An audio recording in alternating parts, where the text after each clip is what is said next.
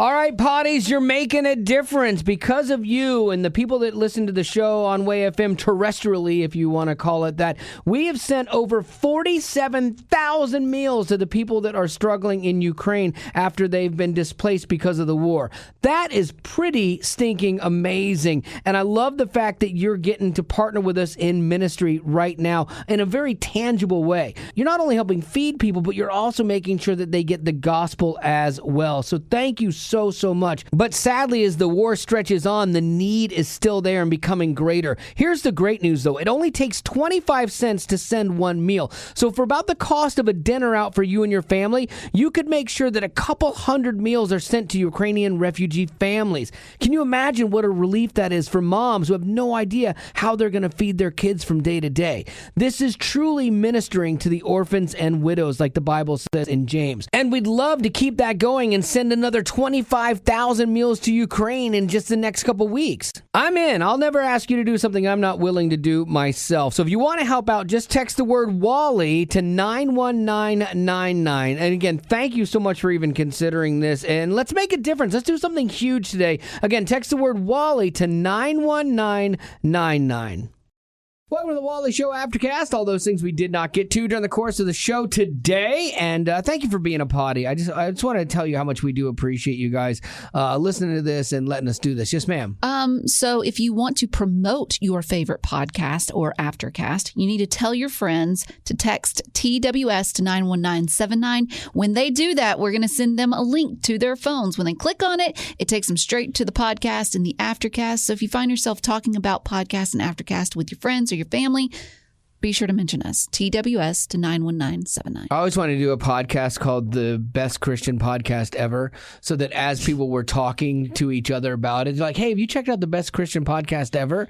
And it sounds good. And they're like, what is it? Yeah. Not just the best podcast No, just ever? Best Christian Podcast Very ever. specific. Yeah. Like if we were going to redo one, I would do that. And then it's like everyone's marketing like, yeah, the best Christian podcast ever. And then pretty soon it's like, wow, I guess it is. It becomes self-fulfilling at some point. Let me see. Boy, Amazon in a little bit of somewhat hot water, but I don't think legally, but just with people for their Ring doorbells. I love Ring doorbells. I always love the footage of where somebody does something nice for somebody, like a driver, and they leave, drinks for them, or the drivers do funny things at the request of the owners, or you see somebody helping out somebody out. I love all of that stuff. I think it's so great. But apparently, Amazon, they can release the videos because all that stuff's held in the cloud. They have it all. And they can actually release videos without your permission. Because I always thought, the terms of conditions mean that you couldn't release my doorbell video unless I told you could. But in certain instances, they have released 11 videos to the police this last year where they felt that it was important. Like the police made a request and they felt that it was important and could help the police solve something or do something to, make things better. And so they released the video. So, but people are feeling like they are released. Maybe they don't want to be involved in it. Right. Or, okay. You're releasing my video. Like, right. You have no right to release my video unless you ask me. And well, couldn't Amazon do that? Be like, hey, we got police contacted us and said that there's a possibility, like your Ring doorbell footage could help in a case. You would think it could be that way. Yeah, absolutely. But these are ones where they've said that it's an emergency circumstance, and so it was warranted for them to do it maybe without waiting for a response because it was timely, I guess. So I just thought that was interesting that they, that you even have a choice. I just figured it's all up there. We've probably signed something in the small print that says they can do whatever they want to with it. Because then it would be our fault. That happens. I know. Like, have you ever read any of the fine print on anything? No. And they know that, That's why it's important to, trust the people that you do business with. Like I closed on my refinance with United Faith Mortgage. Love those guys. And I read about nothing, but I trust them. That's exactly it. Like I trust them, and that's what's so important in things like that. Like it still took me, without reading anything, it took about 40 minutes to sign all the paperwork. Ooh. And so, can you imagine if I had read everything, it would have been crazy. But this lady that they sent to the house is great. She walks you through. This is what this is. This is what this is. And you're like, all right, just let me go. Let me sign. Let's do this. Let me sign my life away. Oh, Yeah, and whoops, so- I just gave away my child. My bad. Well, that's okay. I'll save money. Joke's on them. She's going to cost them a whole lot. But fine print, man, that'll get you every time if you're not careful. That's why, again, it's important to trust the people that you do business with. Soaring demand for monkeypox vaccinations. No! In New York, they're freaking out. They freak out about everything in New York, but they're freaking out about monkeypox. Monkeypox. I guess there's been 1,000 cases in the country or something like that. That's not too little. But because that's small I know. comparatively. Like, because we've walked through, the fear of COVID and how that ran on us. Like, now I have this feeling that everything like this that normally was a blip on the radar, you don't think twice about it. It will be like, we've got to get vaccinated. We got to get the monkeypox under control. It's under control. Like they're like. Yeah, it's not a problem. He knows everything. Wally knows everything. Why didn't you just get with him? Do you know anybody that's caught monkeypox? No. Atta girl. See? It's a very small percentage, and we have vaccines for it and stuff already. Like it's already like a thing. But it was just weird that New York they've only had 336 people tested for it, and for the most part, it's more annoying than anything else. But it's just weird. Like they're ready to go crazy on monkeypox in that world. And finally, my stuff. Britney Spears ran out of gas on the highway. Oh, no. I saw that. Have you guys ever run out of gas in your life? No. Haley says that her mom, like, they used to do that a lot where they'd be, like, walking to a gas station to get stuff when they were younger. Who runs out of gas? I've never been close to that, personally. Yeah. I mean, okay, one time I was on a trip. We were going to a funeral, and so we were going to a place I had no idea where we were going to, and we had to leave because it was like a really, like, spur of the moment thing, and we had to leave like early in the morning to get there, and I didn't fill up before I left, and we just went. And so we're going, and then we get into this long stretch where there's no gas stations, there's no nothing. So it's not like I couldn't see my gas gauge, wasn't paying attention. I'm watching my gas gauge evaporate, and we're losing our phones. Nothing is coming up. It's a scary feeling. And I am thinking about, I've got my daughter with us. I'm like, okay, what am I going to do? Do I leave them in the car? Do I have us all walk, or just me, and all of these things? And then finally, as we were on fumes, we found one gas station open and kind of coasted into it and got it done. It was nerve-wracking. But like, I just don't understand being so involved with other things that you never looked at your gas gauge and ran out of gas on the freeway. You know LA. I know. I think the only thing that I can say is that I've been in situations where I thought I would never do that, and then I accidentally did that. Like, really? for instance, not gas, but I left my purse in a grocery store cart, like out in the parking lot and everything, left without it. Had no, how dumb. This was years ago. But anyway, somebody thankfully found it and didn't steal anything out of it and returned it. I got my best turkey call back, and you think I'm making a Praise joke? the Lord. One time we did a bit where I went through Betty Rock's purse, and I swear to you there was a turkey call in it. Best purchase I ever made. This is better than Mace. This will run the fellers off. Okay. Gobble, gobble, gobble, gobble. Yeah, so it's interesting, though. You have to think that her dad, remember her dad was her conservator, and his whole thing was, I got to protect her from herself. She's not healthy, and she's going to make bad decisions. You have to know he's going, I told you. This wouldn't happen if I was still the conservator. Can't run her own life. I know. I guarantee you he's thinking that. Lady Rock, what do you got? So Love is Blind? Yeah, that TV I watched show. one episode of it. I mean, one season of it. It's where people they're not blind, but they are put in like little boxes, and they can talk to someone through like a foggy glass or something. They can't see that person, but it's supposed to encourage love without seeing what that person looks like. Instead, it's all about their character and their personality and humor. And that is beautiful. It's beautiful on so many levels, but terrifying. Because there is an element to physical attraction, honestly. But there also is an element to, you could easily write someone off if you're not physically attracted to them at the beginning. But once you get to know them and their personality, it makes them cute. Right, and there's definitely both sides. I think it would go the other way. Like if you were physically attracted to them first, and then you got to discover more about them, you'd probably be happier. Because I've watched you write off people. Oh, for sure. Yeah, for sure. I'm not. You're like they're innocent not my. of it. Yeah, they're not my. What do you say? Like they're not my style, but not my type. Yeah, and I'm not judging that. I'm like I agree. I believe that physical is a big part of it. Right. But anyways, there's a contestant who recently stated that him and other contestants were kept away from food, water, and they made below minimum wage. So he is filing a lawsuit against Netflix for endangering them or oh my gosh, hurting them. I know those are cheap shows that they produce and they don't pay a lot. Like if you ever do a show like for MTV and you think, oh, I'm making all this money, I'm on a show on MTV, like it takes years before they start paying you well.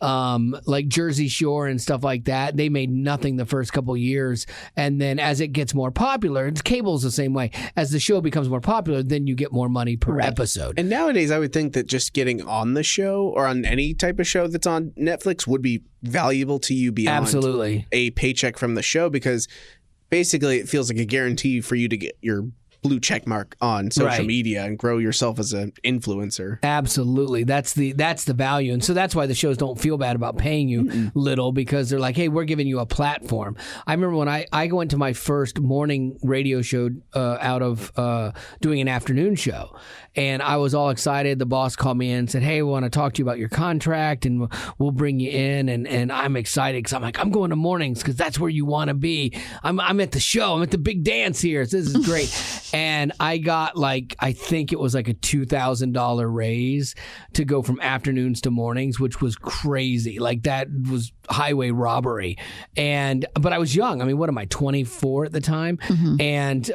And the guy told me straight up, he goes, look, I'm giving you an opportunity. He's like, I know the pay isn't what you want, but I'm giving you an opportunity. What are you going to make of it? You know? And he was, and I said, you know what, dude? Forget this. Done. No, I'm not coming. No, I said, done. I'll show you. We will have the best show in this market, you know? And so you got suckered in. Absolutely. And he said, I'm giving you an opportunity. Then you walk away and he's like, I hated that guy negotiating with him. No, because I liked him so much that every time I would go in, I worked for him for 8 years. Every time I would go in to renegotiate, I'd get nothing that I wanted and walk out going, man, I love that guy. It was one of the most frustrating things in the world. That's awesome. And it's funny because he now is one of the leading consultants in Christian radio. We all started in rock radio. It's not Tommy. Tommy. Our talent coach was also my boss, and I've known him for almost 30 years, and I love this guy. And he and I had like knockdown dragouts sometimes too, growing up. But this other guy, have you not had a knockdown drag out fight with? I know. It's people just. They need to lean how to handle me. It's other people's Don't trigger fault. me. Don't trigger me. We need to beware. Someone's sounding like a Gen Zer. I need like a beware of dog sign for you. I think I need to start just adopting that thing and just make it everybody else's fault. Don't trigger me. So the Love is Blind guy hasn't actually, he's like suing, but there's nothing that's come of it yet. No. Yeah, it'd be interesting to see if he gets anything or if he just gets laughed out. Because I'm sure he signed a contract ahead of time. Absolutely. And who knows what he agreed to. The judge will be like, you agreed to all this, go get a job. He might. And rightfully so. Yeah. You got some birthdays for us? I do. We have someone who didn't hear a shout out, so we're doing it again. It looks like John wants to give his granddaughter a happy birthday shout out. Yes, that is our Canadian friends, the only good Canadians, the Clausens. Their granddaughter's name is Madeline. Or Madeline, I'm not really sure, but she's turning 3 and she is sweet and salty. So happy birthday! Nice. This is their plan, though. The Canadians' plan. I mean, I love the Clausens, but they're trying to take over. They're just making more Canadians. Oh, good grief! They're on their way camping. So the question is, what's your most memorable camping adventure? Oh, I used to camp a lot as a kid with my parents. Oh. No, with my parents. And there was one time we had a pop-up camper and we pulled in at night. We're setting up and the camper has a crank that would pull this plastic chain and raise it up. Mm-hmm. And it broke. And I still remember to this day, like my dad trying to fix it. He's just getting frustrated. You see me get frustrated with technology. That was my dad. And so I was like, I got an idea, Dad. Like, what if we used a coat hanger and bent it and tried to grab the chain? Oh, that won't work. That won't work. I'm like, I really think it would. And he finally was like, well, you can try it if you want. And sure enough, I fished the thing down there and I would have stayed there all night. And I got it like on the second grab. Like, nice. I pulled out the chain. I'm like, Dad, it worked. But he was like so proud of me for helping him fix the camper. It was like a really cool moment. And that was the only time he was proud of Only you. time ever, yeah. Have you ever gone camping with your parents? I have. I remember going camping with two friends of mine from junior high. My mom was with me, my dad was with me, and our dog. And my dad and the dog went to sleep in the bed of the truck. Yeah. But my mom and me and my two friends, we stayed in the tent. And I remember we were going through an unfortunate NSYNC phase. And nice. So my dad made it possible to get electricity to the tent. Yeah. And we sat there and we watched NSYNC videos on this little mini TV. Just so stupid. But other than that, I helped my dad build a cabin up in the back of the woods where we lived, and we would always take the ATVs up there. That's cool. And Wow. So I remember like camping out with him there. But once again, he made sure electricity got up there. Yeah. So. I've been watching that show Alone where people survive with no cameraman. They shoot all the thing themselves. No cameraman. No, they don't. They really don't. They don't have a cameraman. And so they have to shoot everything and they have to basically survive. And they do it. This last one, they only made it 70-something days till the winter because there was no food. There were people that hadn't eaten for weeks on the show. And they say you can survive for 3 weeks, I believe, is your timeline for they food. Eat like berries and grass and things like that, but they weren't finding food. Yeah, like the one guy that won, he actually shot a deer and like 4 rabbits, and that's how he was able to sustain it. How do they know? Because I'm sure they don't want anyone to die on their clock. Yes. So how do they... How do they have keep scheduled track med of people? checks. Oh, okay. They have scheduled med checks where they have to, because what happened is in this season that I watched, they pulled 4 or 5 people because of their health. Like their health had gone to the point where it was going to, their body was eating itself basically. Oh, man. And it was starting to get on that line where you can have organ failure. And so they pulled them for their own health reasons. And so it's a fascinating show. And without fail, each of the people are like, I can handle the elements and I don't want to leave, but a lot of them could not handle the alone without their families. Yeah. It was really telling. Okay. I thought that was pretty amazing that people were like, They just get lonely. a few people tapped out because of that. They're like, they still were in it and still remotely healthy, but they're like, this isn't worth it. Yeah, I miss my family. It's not how we're built to survive and operate. But all of that said, it does make me, I told my wife, I was watching it with her and I go, I think Greg and I need to go camping and go not survival camping, but what do they call it? Primitive camping, where you don't have electricity and things like that. So you just tent and bikes and go out somewhere and camp and bike. And I think I want to do that. And like kind of take stuff. I'm not going to survive off the land. I'm not crazy. But like making your own fire. Yeah, making your own fire, making your own meals. I think that'd be fun. No? What? What is wrong with that? I don't know why I'm laughing. I'm just picturing you and Gregor Bear out there, and all buddy. It's just funny to me. Best friend camping trip. I think it's cute. Yeah. Well, I mean, we'll sign. I'm all for it. We'll sign a thing that if we get lost and you have to eat each other, like one of us, like what are the rules? Oh, so you always have to do that. You do need to predetermine like who. Just keep an eye on who's hungriest, basically. Absolutely. I'm not going to eat too much. I don't want to get too fat. make myself a target. Don't want to slow yourself down. Yeah, exactly. All right. Well, that was macabre, and that is going to do it for your Aftercast. As always, thanks for being a potty.